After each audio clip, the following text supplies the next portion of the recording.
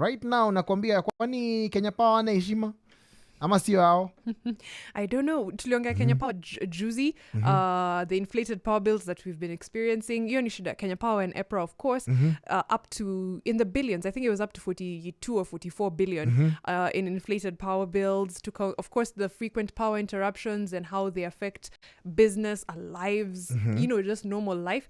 And sometimes you think like you're the only ones who experience these problems. But in the last week, actually in the last 4 days, President William Ruto's speeches have been interrupted by power outages. Once in Naivasha, alafu jana pia in Kasarani during the church service. And I'm like, no one is safe. Hili dhania mpaka president anakuanga na generator yake in a sense. I would also think that for presidential events, right? Shayona iko na sensor. But the sensors work nowadays? Because kitambo, like growing up, there are things that you'd never get to experience. For example, blackout na president.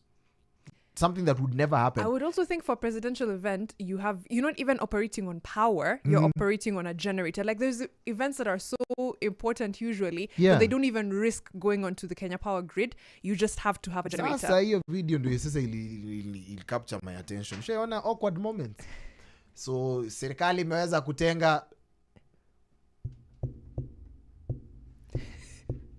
that silence. That's exact silence.